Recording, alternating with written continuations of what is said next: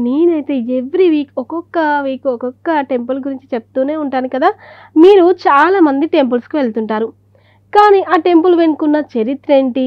ఆ టెంపులు ఏ సంవత్సరంలో స్థాపించబడింది? ఎవరు స్థాపించారు?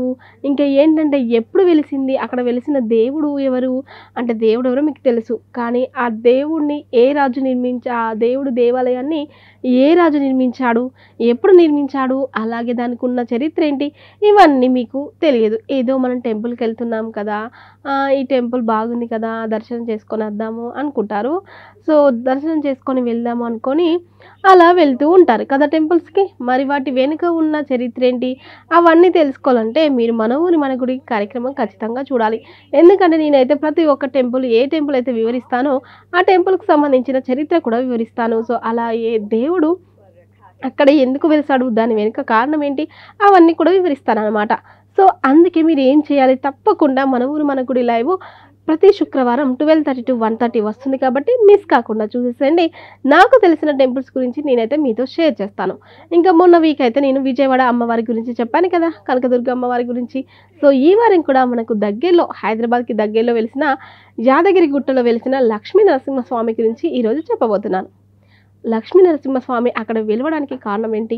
అలాగే దాని వెనుక ఉన్న చరిత్ర ఏంటి? ఇవన్నీ నేనైతే మీతో షేర్ చేసుకోబోతానన్నమాట. మరి మీరు కూడా ఏం చేయాలి? ఇలా మధ్య మధ్యలో కాల్ చేసేసి నాతో మాట్లాడేసి మీకు తెలిసిన దేవుడి గురించి అలాగే దేవుడి టెంపుల్స్ గురించి కూడా నాతో షేర్ చేసుకోవచ్చు. సో, ఇప్పుడైతే నేనైతే మనం యాదగిరిగుట్ట లక్ష్మీ నరసింహ స్వామి టెంపుల్ గురించి మాట్లాడేసుకుందాం. చాలామంది ఈ టెంపుల్‌కు వెళ్ళని వాళ్ళు కూడా ఉన్నారు. సో, వెళ్ళి వచ్చి మళ్ళీ మళ్ళీ వెళ్ళాలనుకునే వాళ్ళు కూడా ఉన్నారు. నేనైతే యాదగిరిగుట్ట టెంపుల్ వివరణ అయితే చెప్పేస్తాను. ఓకేనా? యాదగిరిగుట్ట ఇది హైదరాబాద్ నుండి వరంగల్ వెళ్ళు రహదారిలో 50 కిలోమీటర్ల దూరంలో ఉంది. తెలంగాణలో పేరు పొందిన ఆధ్యాత్మిక పుణ్యక్షేత్రం యాదగిరి లక్ష్మీ నరసింహస్వామి దేవస్థానం ఇక్కడ ఉంది. స్థల చరిత్ర శ్రీ లక్ష్మీ నరసింహస్వామి దేవాలయాల ముఖద్వారం యాదగిరిగుట్ట. పూర్వం యాద మహర్షి అనబడే ముని ఇతర తపస్సు చేసి ఆ నరసింహుని దర్శనం పొందాడు. ఆ ముని కోరిక ప్రకారంగా ఈ కొండ యాదగిరిగుట్టగా పిలువబడుతుంది.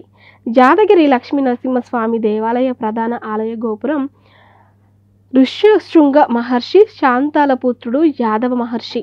ఈయన చిన్నతనం నుంచే హరిభక్తుడు. ఈయన ఆంజనేయ స్వామి సలహా మీద ప్రస్తుతం యాదగిరిగా పిలువబడుతున్న ప్రదేశంలో చాలా కాలం తపస్సు చేశారు. అప్పుడు ఒక రాక్షసుడు ఆహార అన్వేషణలో అటుగా వచ్చి నిశ్చల తపస్సులో ఉన్న ఈ ఋషిని చూసి తినబోయాడు. ఆ విషయం తపస్సులో ఉన్న ఋషికి తెలియగానే ఆయన ఎవరి గురించైతే తపస్సు చేస్తున్నాడో ఆ హరికి తెలిసింది. ఆయన పనుపున సుదర్శన చక్రం వచ్చి ఆ రాక్షసుని సంహరించింది. అంటే ఒక రాక్షసుడు అయితే ఈ యాదవ మహర్షి అనే మహర్షి తపస్సులో ఉన్నాడు. ఎవరి కోసం? నరసింహుని కోసం. సో, నరసింహుడు భక్తుడు అనమాట.